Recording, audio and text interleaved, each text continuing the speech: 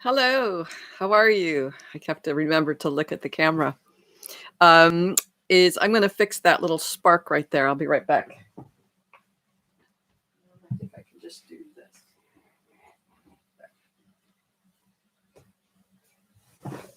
That's a little better. Hello, welcome. Today we're going to talk about will prosperity ensure happiness?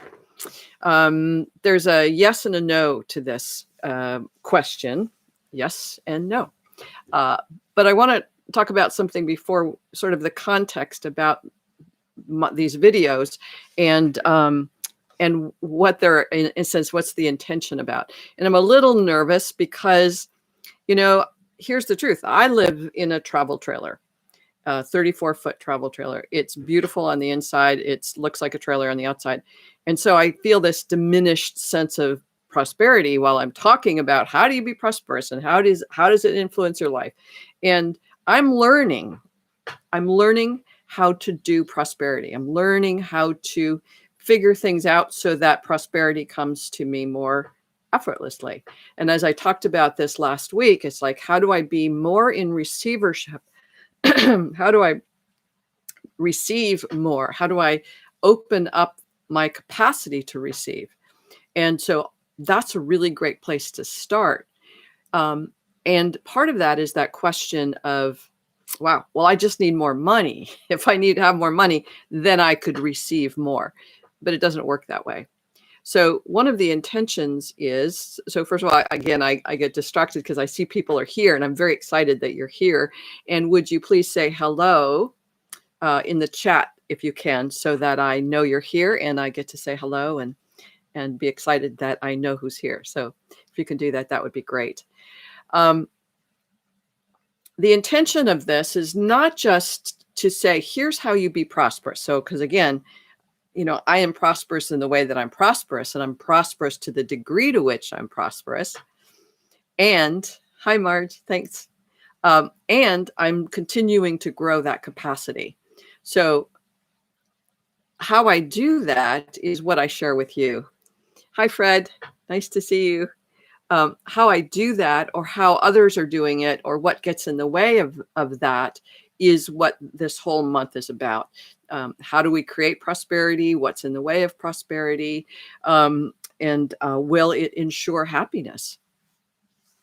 So this is really about you exploring your capacity to be happy, which is one element of this, regardless of the money, regardless of prosperity. Do you create happiness for yourself? And how do you do that? Or do you say, oh, if only I had the money, then I would be happy? So we're looking at all of those questions that occur within us, not only the questions, but all of those thinkings and thoughts that we have that contribute to how prosperous we are, how happy we are, how fulfilled we are. And so this video series is not about here's how you make money, here's how you get prosperous, what's the secret, but this is about being with you while you explore your relationship with money, exploring your relationship with yourself in relation to how you think about money, how you be with money, how you be in life.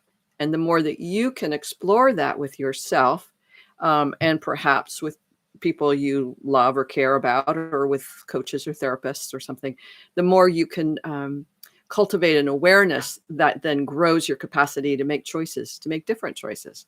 So that's what this is about, is having, in a sense, hanging out with you and through chatting, exploring thoughts you have and me and questions you might have, those explorations, and then perhaps something comes of it that helps you and empowers you and supports you to maybe make some shifts, to make things easier financially, or even to allow you to receive more and to bring more fulfillment into your life. So that's the intention of these. This is not just here's the big 5 ways that you're going to create wealth in your life. Because I don't think it works that way.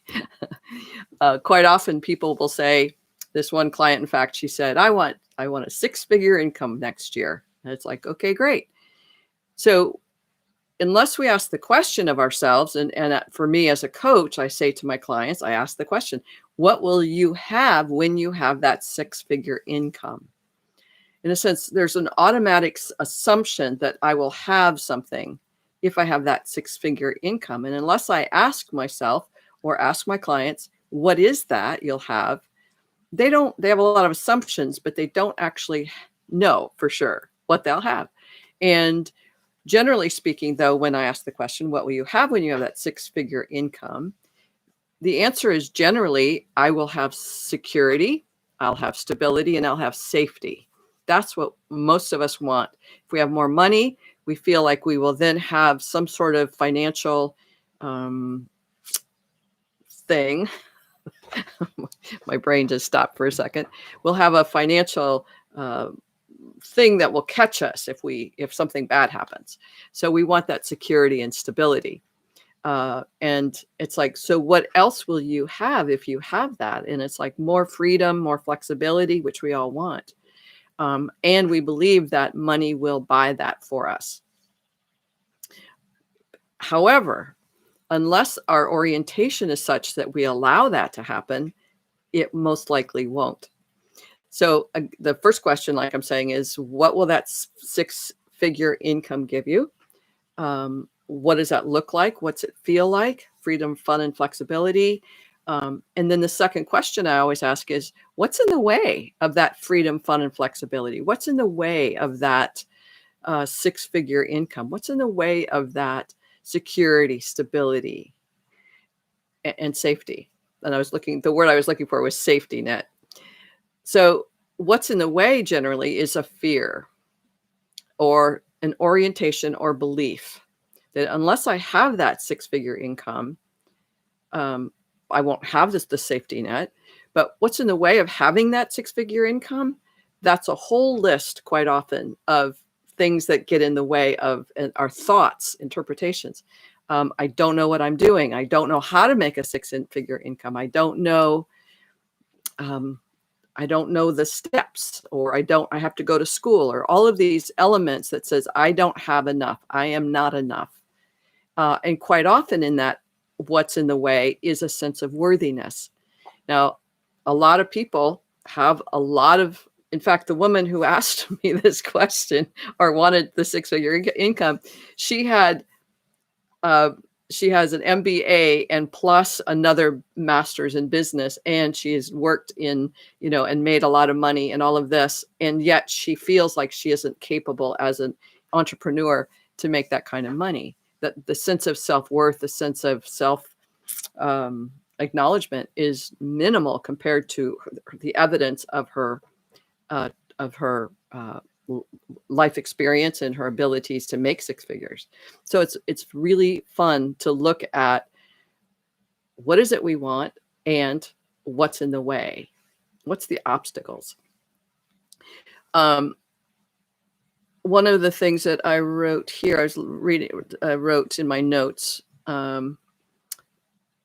the obstacles are like, for a lot of people in terms of making more money or bringing more money in, is we're looking at the belief systems of what's happening inside, the patternings of our minds that we're so unconscious about.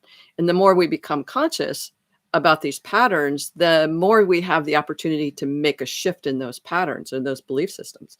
If I don't know what I'm thinking, if I'm not aware of some element of myself, then I can't shift it to make it better. So for instance, I realized this weekend, I do a lot of, you can imagine, perhaps you can imagine, but I do a lot of personal work on myself. And just this weekend, I found this part that lived in what I call is persecuted victim martyr. And it was present in all my relationships with my family and my marriages and significant others. It was in every single one of them. And it was so sort of so penetrated, so embedded in me that it wasn't even there was no consciousness of that until just recently where something happened and it triggered an awareness of this. And it's like, wow, I keep acting from this place of persecuted martyr victim. And what that does in relation to money is it diminishes my sense of self, my self-worth, it creates the sense of my living is at the detriment of others, or had been at some point. And so I have to shift that. First of all, I have to shift it to create more happiness in my life. And then perhaps because I let go of that, or practice letting go of that sense that that's what's true, is that I'm a persecuted victim martyr, because I've been owning it unconsciously, that's been a part of who I am and how I've been being. And again, to the degree that in a sense, I'm in denial of it, don't even know it. And so to become more conscious of it, I go, wait a second, how am I actually living into that truth, the truth that I believed was true? And can I surrender that? Can I let go of that? Can I release that? Can I give it up? Give it up to God, in a sense, or give it up to a higher power? And the question then, because it's so embedded in my system, when I was like, oh my God, I didn't know that I was a persecuted martyr victim. And so now it's like, what would show up if I was living in something other than persecuted martyr victim? And it was this long pause before I got a sense of, wow, there's something light here. Something feels good, feels playful, feels more connected to myself, because I'm not living in the shadows of what I experienced or perceived that I experienced. That now I'm experiencing something without something different, because I've in a moment been able to say, what's it like if you shift that persecuted martyr victim? It's like, wow, that's a be with.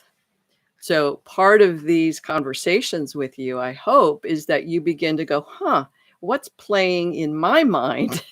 How am I acting out some patterning that may be diminishing prosperity, maybe diminishing relationships with people that would be great to have in my life, diminishing happiness, fulfillment.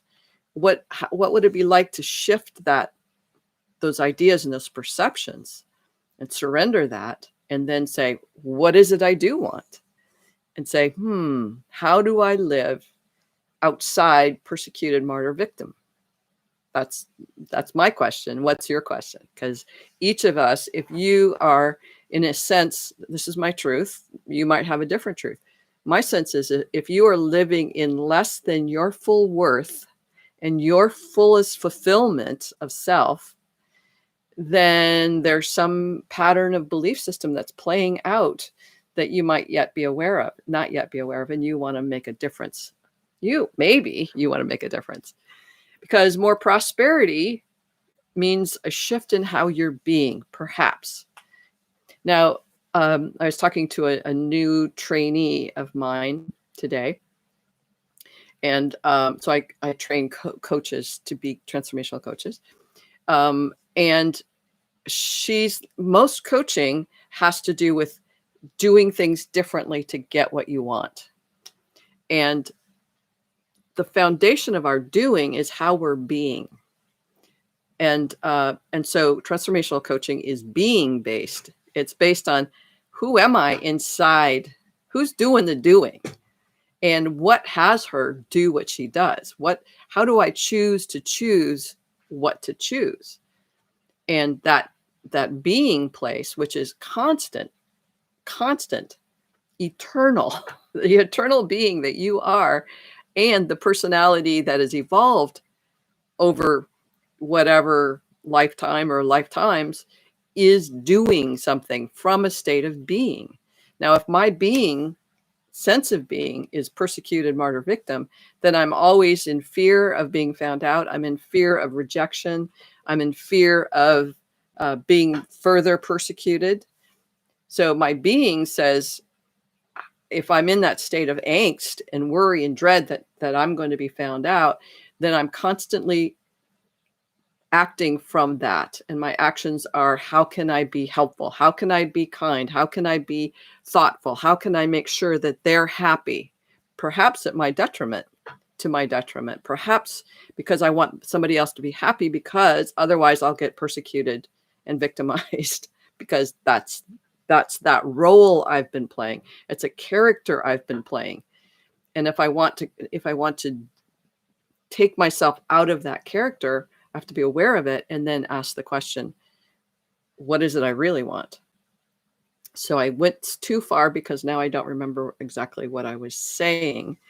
So we'll come back to that. But if I'm living, so I think what I was saying is those patterns of being are so ingrained in us that we have to become aware of them so that we can go, wait, that doesn't make sense to keep living that way. So many people say, how it was, it's because of my father, he did this, or it's because of my mother and she did this. That's why I do this. It's like, okay, great. Now, are you at choice to do it differently? And at that, when I give that question, people go, they go into the circuitry and the data of lifetimes, perhaps, or at least this lifetime. They go into, I'm asking a question in this moment. Can you do it differently? And the body just starts to go wacky. It's like, ooh, the thought of doing it differently. I don't want to do it differently. I just want the situation to change. I want the circumstances to change. And it's like, it can't change because you're the same. As long as you stay the same, everything will unfold exactly the same. If you've been having circumstances, you're unhappy about that, and you keep doing the same thing and thinking the same thing and believing the same thing, it's not gonna change. I have an article on my website called "People Want Transformation, They Just Don't Want to Change," and it's a big deal, even for me. I have to weigh in all the time. It's like, wow, do I really want to know that I'm living in this part? It's not huge, intense, dramatic, persecuted victim martyr. I've worked a lot, but it's still there. There's still this debris of this influencing what shows up in my life. And the more that we know those things, the more that we can choose differently. And so when I ask clients, do you want to choose differently? There's a big question, because it means that life will change potentially. And that's scary. One of the biggest, there's a book called Leadership Can Be Changed. And one of the elements of leadership in change, leadership can be taught. That's the name of the book. Leadership Can Be Taught. And the fellow talks a lot about that change for most people equals loss. And we don't want the loss. We want the stability, security, and safety. So how do we do that? And so this is the dilemma, the spiritual dilemma, the human dilemma that we're always in, is we want what we want, but we don't want to change to get it. And that's because it's pretty scary. It's scary to live in the truth of the unknown. In a sense, every day is a new day. Every day there's a new potentiality. Every day there's a new beginning. There's we can be in a state of no data, like the computer has been down and there's no data. We're just in the isness of is. And we move from this moment forward with no data. And that's terrifying for a lot of people. Staying in the now. It can be very, because it's like, wait, what's my reference points? How do I reference myself? So I'm still talking about money and prosperity and happiness, because in this conversation, we're looking at, oh, that makes me unhappy. That makes me uncomfortable. And if I'm uncomfortable, I'm unhappy. And so I can't do that. And so if we want prosperity, we have to look at that and go, wow, that makes me uncomfortable. It's like, yes, this transformational process, this growing ourselves as we are in this process of humanness, we're growing ourselves. And no matter what, there's the unfolding of you, and you never know. I'm 69, as you know, and I'm seeing things that are happening in my body, mostly my face and my skin, that I have no control over. And I'll never have control over that other than to eat better and exercise and drink lots of water, those kinds of things that help. But I don't have control over the aging process of this vehicle. And something I have to be with. It's a discomfort of that. There's a yikes, I don't know. And I don't know how to be in this process. And each one of us is the same. This unfolding of ourselves is an evolution. And we are in a process of being human in this moment. We don't recognize that. We put on the character in the morning. Here's who I am, and this is how I be. And we go about living as if this is what's true today. And that includes our fears. That includes our wishes. So many people say, I wish I had enough money too, ... I hope someday I'll have money too, ... And the truth of wishes and hopes is, in essence, they do us no good. They do us no good in relation to empowering ourselves to do something different. It's like, I wish it would be different. Okay, great. As a coach, life coach, I'd say to you, are you willing to do something different in order to have your wishes come true? Are you willing to shift your beliefs? Are you willing to shift perceptions? Are you willing to shift in order to have your wishes come true? And again, there's almost always a pause. Let me think about that. Because again, there's risk. Anytime there's change or the possibility of change, there's the risk of failure, of something coming up that you're not wanting to deal with. And that's that. People don't want to deal with what they don't want to deal with. But in order to be who we are in our humanness, in our full capacity to be, then we need to explore and notice and get to know who we are so that we know our full potential, so we can grow one step at a time incrementally into our greater capacity. For me, it's really not looking at, oh, I want a six-figure income next week. Hi, Lissa. Nice to see you here. Thank you. I want a six-figure income. And then I was just distracted because somebody new came on. So I'll come back to that. But so I'll come back to that. So one of the things I wanted to bring up is this sense of many of us are unhappy, are not living in fulfillment. Most of us actually are not living in a sense of fulfillment in our lives. And part of that is because we're afraid. And in terms of whether we're making money or the idea of, I want to live in my fulfillment, I really want to live into my dreams, there's a yes, but. So the commitment that we're making, the outspoken commitment is, I want to fulfill my dream. And then what happens in most of my coaching conversations is my client will go, yes, but I have to fulfill my obligations to A, B, C, and D, whatever that is. And that may be, I have to fulfill my obligations to that part that's really afraid of rejection, or afraid of, I've got a list here. We're talking about the fear factors that play a huge role in how happy and fulfilled you are. One is that if I become happy, then I have to remain happy. I'm laughing because it's true that we have to cultivate an ability to know what brings joy and happiness. And so, and I was reading this in terms of some research that people who are happy have trained themselves in ways that have brought about more happiness. So for instance, gratitude, making a list of gratitudes every day, appreciating and acknowledging themselves and others. So that's different than gratitude in a sense.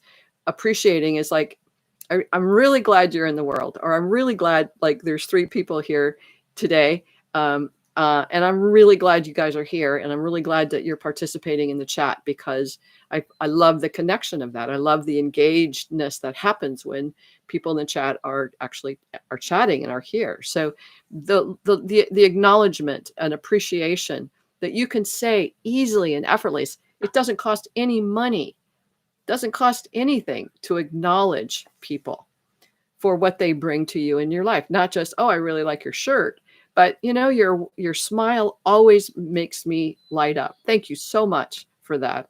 Or I made some phone calls today and the individuals actually picked up the phone. And so I thank them. I say, thank you for picking up. I really appreciate that, because so many times people are too busy or whatever.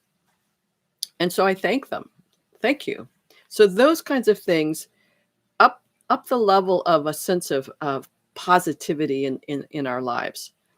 So so being able to, and again, I'm going to this place of what creates happiness and training ourselves to have the happiness.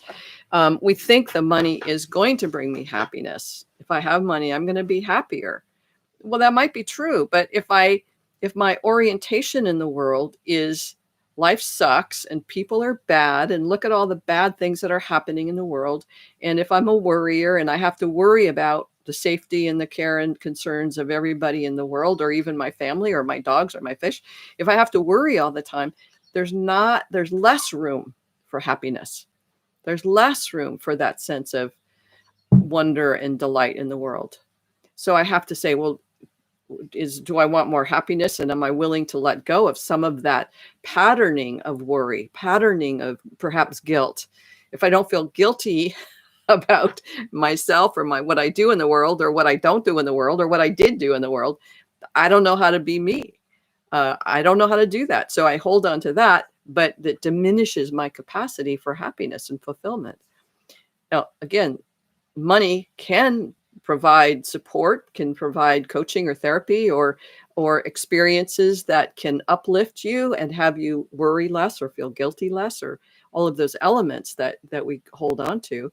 But it's like the money can provide and ensure happiness in a way, if we're willing to look at our relationship with money, look at our relationship with happiness, then it's just interesting. And if we want to increase our capacity for fulfillment and happiness, am I willing to make the changes to do that? So again, if I'm looking at my relationship with my family, I'll say, in my past, and I'm looking at it from persecuted victim martyr, it's like, if I want more happiness and fulfillment, am I willing to give that up and all the patterns of being related to that? And right now the answer is hell yes. But in practice every day, that means I have to be mindful of the thoughts that are showing up, of my perhaps bitterness or anger or frustration or sadness or feeling betrayed, and all of those thoughts that are relegated to that pattern of persecuted victim martyr. I have to give up all those thinking elements of life. I see myself going, rah, rah, rah, and I go, oh, that's one of those. Am I committed to being more happy and letting go of that? And the answer is hell yes. But the practice of that, it's very difficult. A lot of times people will say to me, I want to stop those thoughts, but I can't stop them. They won't stop. And so we have to look at that and how we train ourselves to think differently, so that we think differently, so that we can be more in alignment with and training ourselves to stop those thoughts. And for me, that means I'm more committed to fulfillment than I am to these thoughts that I'm pretty much making up and keep carrying, even though my parents are dead. And, that is, so long ago. And yet I carry it as if it's yesterday. And it's like, what's the point of that? What's the point of carrying anger and betrayal and abandonment for decades? If it's not happening now, what's the point?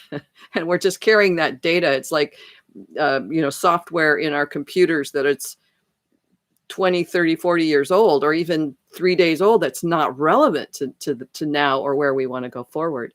And so even in terms of people making more money or having prosperity or living in prosperity, it's like, oh, my mom, she, would never let me spend this kind of money, or I feel so much guilt because my mother didn't have, or my, my family came from a very poor and I feel guilty, or those kinds of dynamics. It's like, is that really supporting who you are in this moment? Is that thought? And if it is, let's have a conversation about that, so I understand what's the value of holding on to a memory or a way of being that isn't supporting and empowering you to be the fullest expression, the fullest expanse of self. What's the point in that? And a lot of times we ask that what's the point question from a rhetorical point of view. But I want to know, what's the point in remaining guilty? What's the point in holding on to those patterns if it is not fulfilling connection and worthwhile and fun and more reverence, I'll say, for each other? That's really important to me, and that adds to and contributes to my sense of well-being and happiness in the world, is experiencing the reverence for everybody as much as I can, for my friends or for my family, is how can I shift so that reverence is part of my everyday experience. And again, the fellow who picked up the phone today, actually 2 people picked up the phone today. And it's like, and it's a personal relationship. They're both entrepreneurs. And as a personal business person, they picked up the phone and we had a connection. And I feel revered. I feel respected as a potential client in those conversations. And I revered them too in the respect and saying, hey, thank you so much. Really appreciate what you're doing. So the more that we can do that, and we can look at, okay, what would stop me? What gets in the way of being generous with kindness? What gets in the way of that? And it's a lot of fun things that we hold on to. People like to be grumpy sometimes. It's like, well, does that grumpiness give you happiness? Yeah, I feel really, powerful when I can be grumpy and say mean things or whatever. It's like, okay, great. If that makes you happy and it works for you, then you're probably not going to be talking to me for very long. Or maybe you will, because maybe there's something else. So Marge says, giving up resentments, anger, grudges, guilt, etc. is freeing, like forgiveness. It's more for my own quality of life than the offenders. Exactly. Is if I hold on, it's like all of it is about me. A long time ago, I realized, this is when I was in my early 30s, I realized all the ways that I was attempting to punish my parents. So I did stuff, count them on the fingers and the toes, that I did to punish my parents because if I had a great life, this was part of my perceptions and my belief system. This came out of the Seth book, The Nature of Personal Reality. And it says, write down a list of your beliefs, see what shows up. And I wrote down the list of stuff, and it was, guys, I just was shocked that I realized so much of what I had done was to prove that my parents were not good parents. Period. Now, my parents I was living in Canada. They were living in the United States. They had a great life. They were not, as far as I know, at all affected by the stuff that I did that tried to punish them and tried to prove. So I was only living in my own either power to try to punish them, but also I was living in the misery of the reality I was creating by trying to punish them. So that all of that I realized was happening inside me. And when I began to shift that, life started to shift. At the moment when I was realizing all of that, I was on welfare. I couldn't make enough money. I was alone, and it was terrible, a horrible, horrible moment in my life. And when I started to look at, wow, look at why I'm being pissy. Well, look at why I'm being this, and what's the underlying belief about that. And it was like, I can change that. I can give that up. That data of resentment that I was attempting to do something about in terms of hurting my parents, it wasn't working. And 99% of what we're doing in terms of those kinds of behaviors doesn't work. And so holding on to those resentments, what's the point? I mean, literally ask yourself, what's the point of holding on to that? And we were talking about this last time in terms of unforgiveness, is what's the point of remaining unforgiveness? What's remaining unforgiving? What's the point of being pissy? What do you get out of being pissy or resentful? What do you get out of that? And is it making you happy? Is it really creating fulfillment? Like each and every one of us has a personal response to that. Like I feel a sense of empowerment when I'm pissy to another person, or when I'm mean or mad, when I talk about bad news on the radio or whatever. It's like, or I feel guilty or whatever.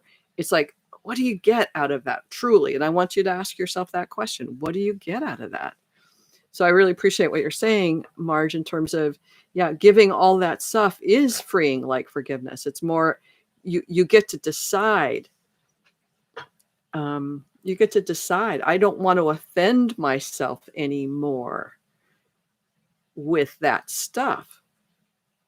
I realized this was about almost 20 years ago. I went through a separation from my second husband, and I realized the degree to which the resentment and the being pissy and the withholding, all the things that I was doing was impacting me and keeping me unhappy. It didn't impact him very much. I mean, eventually it helped create the separation that we divorced. But the truth is I was the one that living in my own resentment. It's like, what a crazy thing to do. Really. It's like living in our own toilet, it's just, we're making that whatever that we're living in, and we get to choose. And so like you're saying, Marge, is choosing something different. You don't have to live in that toilet anymore. You get to live in the freedom and the flexibility and the spontaneousness of joyful connection, and be more conscious of how can I do more of that? How can I be more generous with myself? How can I be more open to revering and honoring and respecting my friends, my relatives, my partners, my dog, my fish, whoever it is that's important, because it's an ongoing. The more that we're aware of how we be generous, or how we withhold, or how we be aggressive in a maybe even a passive aggressive kind of way, the more we're aware of that, we're shifting the consciousness of the world. We can point fingers and go, look at what those people are doing. And the most important thing is to say, okay, so that's a reflection of me. And how am I doing that? How am I perhaps being aggressive? And I don't even know it, but it gives me a sense of power. Like, how do I do that? So all of these things I'm saying in relation to, how do you ensure happiness? How do you create happiness for yourself? And then, because the question is, does money ensure happiness? It's like, that's a very quick question. Yes or no? Yes, if I utilize that money to create things that make me happy. I love experiences. I love doing experiences with people I love. And so I utilize that money to do that, whether it's cooking or food or going places or whatever. That experience is, I love that. And so utilizing money to do that brings joy and happiness to me. That's what I know. Does having money help in a sense of when I have it, I have it and I don't worry about my bills getting paid? Yes, that's a great way of feeling less stress. And less stress means more calm, more peaceful, more serenity, and more playfulness, more, people who have enough Maslow's hierarchy of needs, people who are higher up on the hierarchy of needs have more capacity for creativity and expansive thinking because they're not in a life or death survival perspective. So yes, when we have more money and more currency of whatever kind, that supports our well-being. It can. Sometimes, I mean, a lot of people have very simple lives. They don't have a lot of money, but they have a sense of well-being and happiness. And that's good to know. That's really good to know. It's like I'm happy. I mentioned last week that I filed for bankruptcy like 5.5 years ago, or 6 or something like that, years ago. And I learned to live within my means and letting go of some of this credit thing, card thing that makes something happen supposedly that is beyond my capacity. I don't do credit well. I have my private loans and I take care of things in a good way, but a credit card doesn't work for me. I know that. And so I don't do that. So my point in bringing this up is I learned to simplify my life and live within my means and still have a sense of loveliness in my life and joy. And so it's not like it's a perspective of saying, oh, I don't have enough money, so I can't, and then fill in the blanks, as opposed to what do I have? It's another element that's really important in the training ourselves to have happiness and fulfillment, is to be able to see, I'm going to say it, the glass full, half full versus half empty. It's like, where is my life good? Where am I fulfilled? It's like, I have 10 fingers and toes that work, that are not in pain. I have great eyes and teeth, and I can hear, I can walk. I am so grateful. And there are people who have a lot of money, but they're in a lot of pain, or they're dying of cancer, or they're impaired in ways that I'm not. It doesn't mean there has to be a trade-off, but I'm saying if I can look at what I have, it's like I can be upset that I live in a trailer. I've lived in a trailer since 2004, and I could be upset and pissed off about that. But I go, wow, I live on 10 acres that I own, and I live in such beauty, and I get to play, and I love this indoor outdoor life. So I can in a sense revere those elements of my life that are fulfilling and feel great. And I look forward to all the ways that I can potentially create, manifest more of that if I want to. I do want a house. That's one of the things I really want to create and manifest that. And so this unfolding will potentially bring that about or not. Now, is that house the end all and be all of my happiness? Will I be happier when I have that house? I have no idea. Because I don't have a house, I don't have the house to tell you whether I'll be happy or not. My sense is that the degree to which I can be happy now and feel fulfilled, the degree to which I can let go of all those limiting orientations, all those perceptions that are limiting, I'm just going to get happier and happier, whether I live in that house or live in this trailer for the next 20, 30 years. I don't know. And am I looking forward? Do I want the delight of the experience of that, building a house? I do. And living in that house, more so, I want the experience of the delight of living in that house. And what that means. I want a studio, and I want fish aquariums all over the place because I love fish. I'll have a koi pond outside, and creating and making that manifest. That'll be fun. If it's not fun, then I won't do it. I'll just stop, or I'll do something else. So we have about 15 minutes left in this. So I just want to kind of get to a couple of things that might get in the way of you let me put it this way, getting in the way of you choosing to practice and experiment with the potential of prosperity. Now, I say it that way because there's kind of like all we can do is one incremental shift at a time, generally speaking. Even though we're talking transformation, we can actually only do it one moment at a time. A caterpillar has to go over somewhere and then climb up something and then begin the process of creating this cocoon that's going to be where he really transmutes into this butterfly. He can only do that, and each of us can only do that one little bit at a time. And we think, oh, I'll just change my thoughts, and bada bing, bada boom, here's all the money raining down on me. It can happen that way, but for most of us, we're really stuck in our paradigm, in our context around ourselves, our worth, what money's about. We kind of talked about that last week, and how to do all that. So I just want to bring in a couple of those factors. So one factor that people live with is, I'm afraid there will be too much responsibility. So when I have more money, this is true for most of us, if we have money, we're going to want somebody to help us manage it. Unless you're a good money manager, unless you know how to be with money and that's really a thing that you love to do, that's great. But I'm not that kind of person. So I have a bookkeeper and I have an accountant, and that's really helpful. And when I have more money, I really want that bookkeeper and accountant to be doing what they do.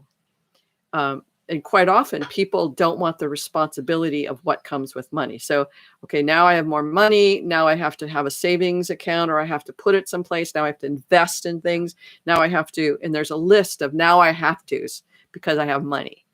And people go, that's too much, as opposed to going, hey, start with $5 too much. What is it like to have $5 more? Or what's it like having $2,000 more? It's like incremental. What works for you, and practice slowly seeing what happens, and where's that fear of responsibility start to come in. I talk a lot, if you've ever worked with me as a coach, it's like, what's the continuum between poverty and let's say $1 million, and where does that get uncomfortable? And that's the place. Doesn't matter. It's just a place where we go, okay, let's talk about what shows up there. It's like, poverty doesn't work. This works. Now I'm scared. Now anxiety shows up. Now fear shows up. There's a thought that shows up that gets in the way. How do I be responsible for that much money? I've never had that kind of money before. I've never been taught how to have money. My parents grew up in the Depression. That's what I learned, is how to live with less and feel guilty if you have more, because there's a lot of people who have less, all of that kind of stuff. And so we start to work with that thinking process. And that's what I want for you, is to keep working with those thought processes that interfere or stop you from moving in the direction of more prosperity, whatever that means to you. We talked about that before, that prosperity isn't just a currency in terms of money, but the money is a tool that brings us more prosperity in many, many ways. So a lot of times people will say, I don't want the responsibility, or they're afraid of the responsibility. Another thing is, I might fail at having money. And so I don't even want to try. They'll say, I might fail.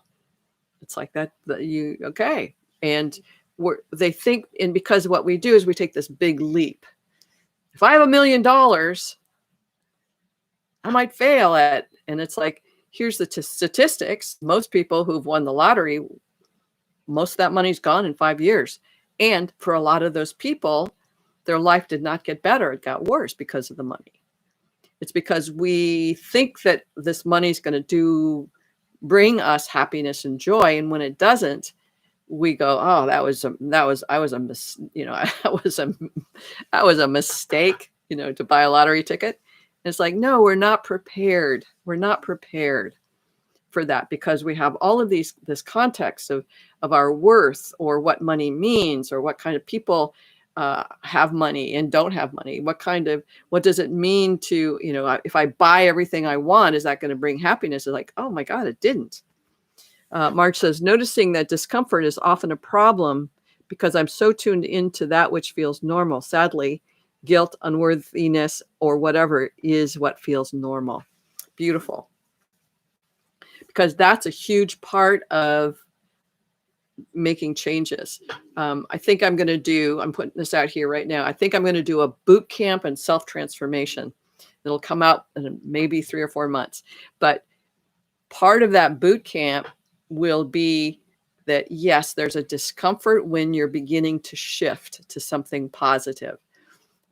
Last week, I had some extraordinary things happen in my life, and it was extraordinarily positive. It was so uncomfortable.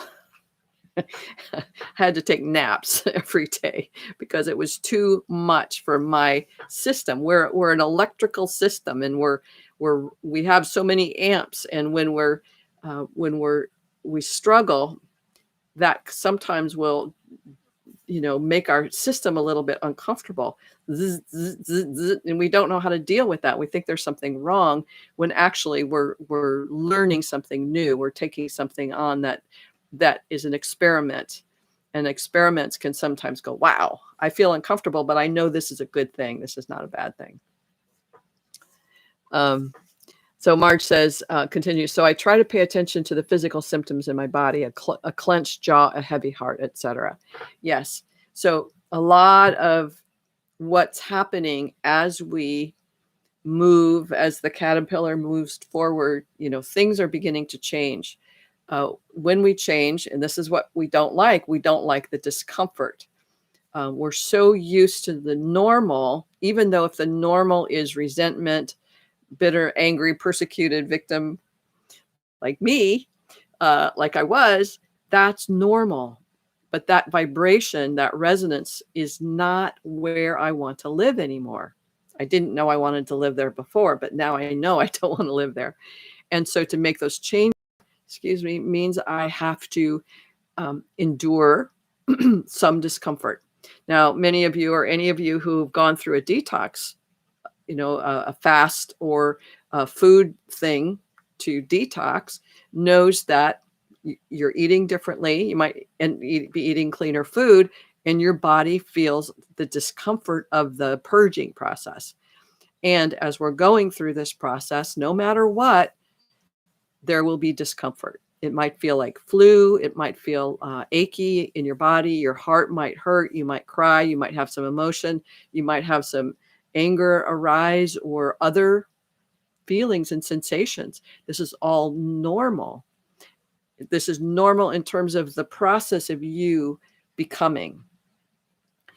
Our medical reality, our psychiatry, psychology orientation says that, in the way that we've interpreted those things, says that there's something wrong if I don't feel, if I'm in discomfort, there's something wrong, as opposed to that discomfort is indicating that you are moving towards your highest truth, your highest knowing, your highest good. And it takes some wisdom and maturity and finding the right people to listen, to interpret your symptoms from that perspective. I had a client a couple of days ago say, can depression be cured? And she just shared with me many, many, many incidences of speaking with doctors and psychiatrists and stuff, where they said depression cannot be cured. And it's like, wow, that's such an interesting interpretation. It's not my interpretation. So my point is that if we're going to do the work of going from depressed, whatever that is, to fulfillment, we've got to feel the sad, bad, mad. We have to take back our power. We have to empower ourselves to move through a place of self-deprecation, move through that place of self-identifying as the persecuted martyr victim, and move on to, I am so much more than that. I'm so much more than that. And looking at the evidence when I'm not that, when I'm something else, when I am in my fulfillment, when I am in my most happy place, we'll say. So we have to look and explore all of that. And it sometimes is really uncomfortable. I woke up in the middle of the night and working through stuff, and this huge of anger came out. And with that, it was like, wow, that's really interesting. I didn't know that was there. And I didn't hold on to it. I just like, wow, that's interesting. Okay. And then let it be there for as long as it is, and then it dissipates. And there might be other sensations. And this is what so many of us avoid, is our human experience, the human experience that we're having in this moment in ourselves, and where we can be reverenced and honoring of ourselves in this experience. That's where we begin to, the word reclamation just came. We reclaim the truth of our being. And we are now free to make choices moving forward in terms of prosperity and fulfillment and happiness. Marge says, in the past, I could get rid of those sensations by eating sweets or fatty foods. Not the best choice. It still happens, but I'm at least more conscious of it. Yes, I totally agree. A number of years ago, I was in an angst. I call it angst, but that's anguish and frustrated and sad and disappointed and angry. It's like all of it in one. And I'm feeling all of that. And I go, if I just go get a hot dog and potato chips and potato salad and all this stuff, if I just go eat, that will calm me down. And it's like, and this voice came in and said, yes, but that'll only be for a moment. How about just letting it be what it is, feeling the angst, feeling the despair and the dread and the loneliness? How about just feeling it, letting it be, because it is what you are experiencing.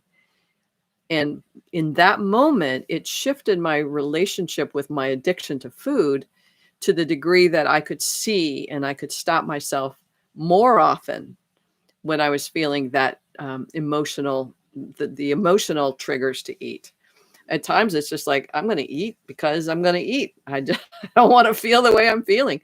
So this is not my experience that I'm sharing with you.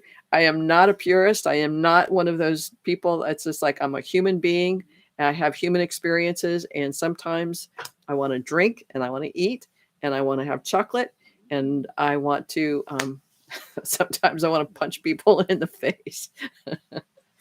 I do, because I'm human. Those are human experiences, or human, what's the word I'm looking for? That. And so I go, yeah. And no, I'm not going to punch anybody in the face today. But I may have my hot dog because I love hot dogs. And I love hot dogs. It's a treat. So the other things I want to say quickly about this fear place is I might fail having money. People may use me or take advantage of me. It might ruin my life. I have to be vigilant. I have to now have a security system on my house because I've got more money and now I have to be afraid. All of these things are those elements, these thoughts in our brain that says, if I have money, this is what's going to happen. And those are all fear-based, and there's no evidence of the truth in that for you. You're just making it up because your future hasn't yet happened. You haven't yet experimented with having some more money and working with that. Now you have $15 extra. Okay, what are you going to do with that? How does that feel? What's that like? Okay, you feel good with that? Now, 2 weeks later, you have another $20 more. Okay, what's that like? And I'm being serious about this. Sometimes it's that kind of level. It might be $1,000 or $3,000 or whatever. But that level of incremental practice, that you're not jumping in. Very few people jump into millions of dollars all at once in terms of maybe a major investment or, again, winning the lottery. But few of us have that experience. But if we're open to receiving as opposed to living in these fears, then we have a lot more greater likelihood of actually being happy because we're not living in fear. You can't live in happiness and live in fear. Nope. It's like multitasking.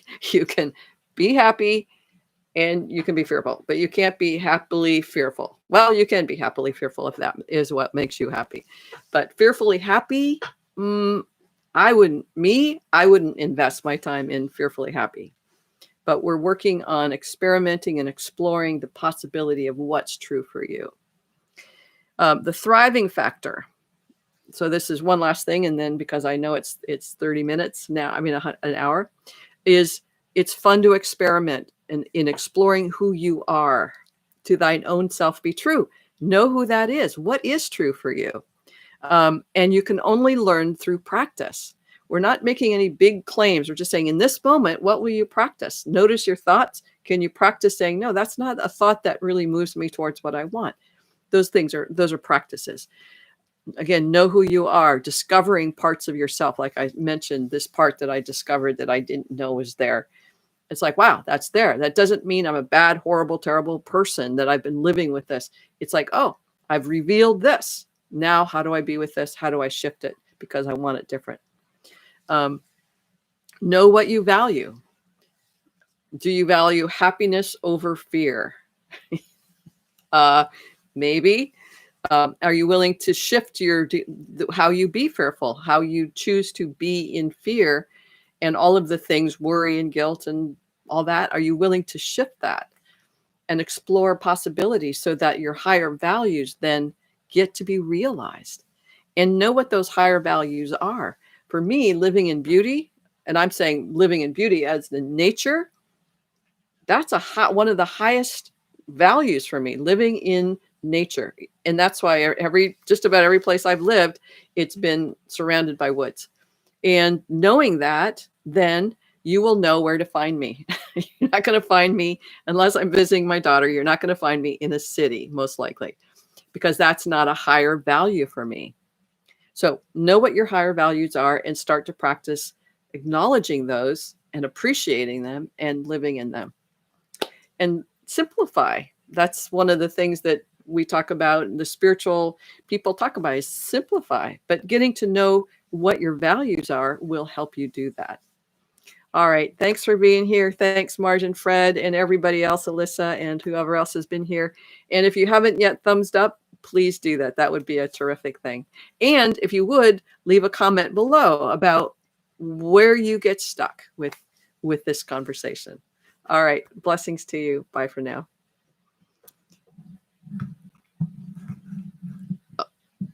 I will get out of here in a second. There we go. Bye-bye.